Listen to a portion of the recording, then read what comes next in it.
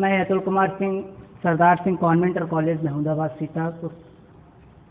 बच्चों, आज हम व्याकरण संबंधित जो प्रकरण 1 है, जिसमें काव्य सौंदर्य के तत्व हैं, इस काव्य सौंदर्य के तत्व में हम रस, छंद एवं अलंकार, इन 3 चीज़ों को पढ़ेंगे। इसमें इस काव्य सौंदर्य के तत्व में मैंने पहला शीर्षक जो आपको लिया है वो अलंकार उठाया है। आज हम अलंकार के बारे में पढ़ेंगे। आइए एक तो अलंकार पढ़ते हैं। अलंकार ये 2 शब्दों से मिलकर के बना होता है। कितने शब्दों से? 2 शब्दों से मिलकर के बना होता है। जब इसका हम संधि विच्छेद करते हैं तो ये होता है Alan plus car. Alan plus, ये 2 शब्दों में अलग हो जाता है। ये इतना अलग हो जाता है और ये इतना अलग हो जाता है। तो हम 2 शब्दों में इसको पढ़ते हैं, अलन और कार। अलन का मतलब होता है भूषण और कार का अर्थ होता है वाला। अलन का मतलब होता है भूषण, अर्थात कार का मतलब होता है वाला, अर्थात कहने का मतलब अलंकृत या शोभा बढ़ाने वाला। अलंकृत या शोभा बढ़ाने वाला। तो जो काव्य की शोभा बढ़ाते हैं हम उन्हें क्या कह देते हैं? अलंकार। जो काव्य की शोभा बढ़ाते हैं हम उन्हें क्या कहते हैं? अलंकार। अब अलंकार के 2 भेद हुए। अलंकार के काव्य और अर्थ के इन दोनों के योगों से यहाँ पर 2 भेद हुए। एक तो हुआ शब्दालंकार और दूसरा हुआ अर्थालंकार। शब्दालंकार में शब्द सौंदर्य में वृद्धि हुई। जिन अलंकारों में शब्द सौंदर्य में वृद्धि हुई वो शब्दालंकार, और जिन अलंकारों में अर्थ के सौंदर्य में वृद्धि हुई, अर्थात अर्थ का चमत्कार हुआ, तो वहां पर अर्थालंकार।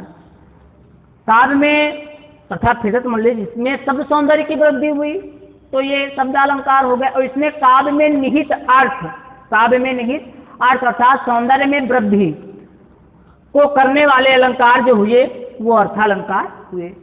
फिर इस शब्दालंकार के बच्चों, ये जो शब्दालंकार है इसके बच्चों 3 भेद हुए। कितने भेद हुए? 3 भेद हुए। कौन कौन से? पहला हुआ अनुप्रास। क्या हुआ? अनुप्रास। दूसरा क्या हुआ? यमक। क्या हुआ? यमक। और तीसरा क्या हुआ? श्लेष। क्या हुआ? श्लेष। तो इस शब्दालंकार के अनुप्रास 3 भेद हो गए, अनुप्रास, यमक, श्लेष। अर्थालंकार में उपमा, उत्प्रेक्षा, रूपक, स्योत, भ्रांतिमान, संदेह। लेकिन हमें अपने टॉपिक शीर्षक से संबंधित पढ़ना है, जो हमारे इस पाठ्यक्रम में है, मुझे वो पढ़ना है। तो इस पाठ्यक्रम में आपके केवल शब्दालंकार के जो भेद 3 होते हैं यही हैं, पहला अनुप्रास, दूसरा यमक और तीसरा श्लेष। तो आइए अब हम पढ़ते हैं शब्दालंकार की परिभाषा। अनुप्रास। अनुप्रास अलंकार की हम परिभाषा पढ़ सकते हैं कि जब कविता में या काव्य में, जब कविता में या काव्य में एक ही वर्ण या अक्षर, जब कविता में या काव्य में एक ही वर्ण या अक्षर की आवृत्ति या पुनरावृत्ति बार बार होती है तो वहां पर कौन सा अलंकार होता है? अनुप्रास अलंकार होता है। सामान्यतः परिभाषा हम पढ़ लेंगे कि जहां पर कविता में एक ही वर्ण या अक्षर एक से अधिक बार आता है वहां पर क्या होता है? अनुप्रास अलंकार होता है। क्या होता है? अनुप्रास अलंकार होता है। फिर से पढ़ लेंगे कि जहां पर कविता में एक ही वर्ण या अक्षर एक से अधिक बार आता है वहां पर क्या होता है? अनुप्रास अलंकार होता है। अब अनुप्रास अलंकार का हम उदाहरण समझ लेंगे। तो अनुप्रास अलंकार का उदाहरण समझेंगे। तरनी तनुजा चट तमाल तरवर बहु छाये। तरवर बहु छाये। तरनी तनुजा चट तमाल तरवर बहु छाये। अब हम इसमें देखेंगे ता ता ता ता ता ता ता ता ता ता। अब इसमें एक ही पंक्ति में कितने ता है, अर्थात तो जब इसका स्पष्टीकरण भाई उदाहरण हो गया तरणी तनुजा चट तमाल तरवर बहु छाए, तो उदाहरण में स्पष्टीकरण में हम लिखेंगे कि उपर्युक्त उदाहरण में ता वर्ड की आवृत्ति बार बार हुई है, अतएव यहाँ पर कौन सा अलंकार है, अनुप्रास अलंकार है। इसमें ता वर्ड की आवृत्ति बार बार हुई है, तो इसमें कौन सा अलंकार है, अनुप्रास अलंकार है। दूसरी भी पढ़ सकते हैं, चारु चंद्र की चंचल किरणें, चारु चंद्र की चंचल किरणें, चारु चंद्र की चंचल किरणें खेल रही हैं जल थल में। तो इसमें चा की आवृत्ति देखो है, चा की आवृत्ति इसमें एक से अधिक बार है, इसलिए हम यहाँ पर कह सकते हैं कि यह अनुप्रास अलंकार है। अब हम बात करते हैं यमक अलंकार की। किसकी बात करेंगे, यमक अलंकार की।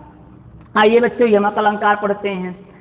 यमक अलंकार, अब इसकी परिभाषा हम पढ़ेंगे कि जब कविता में या काव्य में एक ही शब्द, जब कविता में या काव्य में एक ही शब्द एक से अधिक बार आए, जब कविता में या काव्य में एक ही शब्द एक से अधिक बार आए और प्रत्येक शब्द का अर्थ क्या हो, अलग अलग हो, प्रत्येक शब्द का अर्थ क्या हो, अलग अलग हो, वहां पर क्या होता है, यमक अलंकार होता है। पुनः परिभाषा पढ़ लेंगे कि जब कविता में एक ही शब्द एक से अधिक बार आए और प्रत्येक शब्द का अर्थ अलग अलग हो, वहां पर कौन सा अलंकार होता है, यमक अलंकार।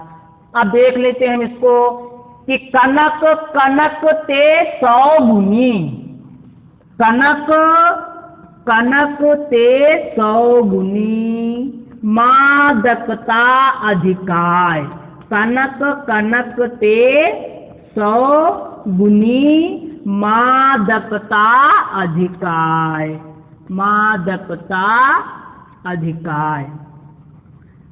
या खाए बौराय जग, या खाए बौराय जग वा पाए बौराय। तो इस प्रकार से हम कह सकते हैं या कनक कनक ते सौ गुनी मादकता अधिकाय, या पाए बौराय जग वा, या खाए बौराय जग वा पाए बौराय। तो इसमें हम पहले कनक का अर्थ भाई या खाए बौराय जग, या खाए बौराय जग वा पाए बौराय, वो पाने से व्यक्ति घमंड में पागल हो जाता है, ये खाने से व्यक्ति पागल हो जाता है। अर्थात पहले कनक का अर्थ हम धतूरा कहेंगे और दूसरे कनक का अर्थ हम क्या कहेंगे, सोना कहेंगे। उसके बाद में दूसरा, ऊंचे घोर मंदिर के अंदर रहने वाली, ऊंचे घोर मंदिर के अंदर रहने वाली, ऊंचे घोर मंदिर के अंदर रहाती है। तो इसके भिन्न अर्थ हैं। ऊंचे घोर मंदिर के अंदर रहने वाली, तो एक का मतलब महल हो जाएगा, दूसरे का मतलब क्या हो जाएगा, कंदराएं। उसके बाद हम और इसके दिखा आपको बता दें, काली घटा का घमंड घटा, काली घटा का घमंड घटा। तो एक का काली घटा का घमंड घटा, एक का हो जाएगा बूंद और दूसरे का क्या हो जाएगा, बादल। एक का क्या हो जाएगा, बूंद या घड़ा, आप घड़ा भी कह सकते हैं कि घड़ा और बूंद। तो अब इस प्रकार से ये आपका यमक अलंकार है। अब हम आपको पढ़ाते हैं श्लेष अलंकार। सबसे पहले हम आपको बता दें कि श्लेष का अर्थ होता है चिपका हुआ, श्लेष का जो अर्थ होता है वो चिपका हुआ। तो श्लेष का अर्थ क्या होता है, चिपका हुआ। अब इसमें इसकी परिभाषा हम पढ़ेंगे कि जब कविता में एक ही शब्द, जब कविता में एक ही शब्द भिन्न अर्थों का ज्ञान कराए। जब कविता में एक ही शब्द भिन्न अर्थों का ज्ञान कराए तो वहां पर कौन सा अलंकार होता है? श्लेष अलंकार होता है। जब कविता में एक ही शब्द भिन्न अर्थों का ज्ञान कराए तो वहां पर कौन सा अलंकार होता है? श्लेष अलंकार होता है। लिखो, चिरजीवो, चिर जीवो जोरी जुरे, चिरजीवो जोरी, चिरजीवो जोरी जुरे, क्यों न स्नेह गंभीर, क्यों न स्नेह गंभीर, क्यों न स्नेह गंभीर, चिरजीवो जोरी जुरे, क्यों न स्नेह गंभीर, को घटिये भ्रसमानुजा, को घटी ये भ्रस, को घटिये भ्रस मानुजा, को घटिये भ्रस, को घटिये भ्रस भानुजा, भानुजा ये हलधर, ये हलधर के वीर, ये हलधर के वीर। तो इसमें हम ये कह सकते हैं, पढ़ेंगे कि चिरजीवो जोरी जुरे, क्यों न स्नेह गंभीर, को घटिये भ्रस भानुजा, भानुजा ये हलधर के वीर। तो इसमें हम ये कह सकते हैं कि बैल की बहन, भाई इस उपयुक्त उदाहरण में पहले तो हम बताएंगे कि भ्रस भानुजा और हलधर शब्दों में क्या है? श्लेष है, क्योंकि ये शब्द क्या है? श्लिष्ट हैं। तो भ्रस भानुजा अर्थात भ्रस भान और जा, भ्रस भान की पुत्री अर्थात राधा, भ्रस भान की पुत्री अर्थात राधा। और फिर क्या है? भ्रस अनुजा, भ्रस भानुजा अर्थात भ्रस अनुजा अर्थात भ्रस बैल की बहन अर्थात गाय। और हलधर इसमें बताया गया है, जो ये हलधर है, ये हलधर ऐसे बताया गया है कि बलराम और हल को धारण करने वाला बैल, बलराम और हल को धारण करने वाला बैल, अर्थात इसलिए इसमें क्या है? आपका श्लेष अलंकार है। भाई पहले होगी राधा, फिर उसके बाद में हो जाएगा बैल की बहन अर्थात गाय, और जो हलधर है ये इसमें बलराम और हल को धारण करने वाला बैल हो जाएगा। तो इस प्रकार से ये स्पष्ट हो गया कि ये श्लेष अलंकार है। हम दूसरा भी लेकर करते हैं, चरण धरत चिंता करत चितवत चारों ओर, सुवरण, ये जो सुवरण शब्द है, सुवरण को खोजत फिरत कब व्यभिचारी चोर।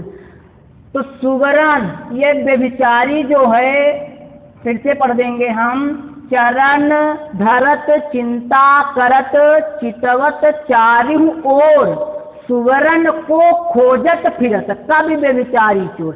तो व्यभिचारी चोर के पक्ष में सुंदर स्त्री वर्ण और रंग है, परिपेक्ष में सुंदर स्त्री चोर और वर्ण आता है।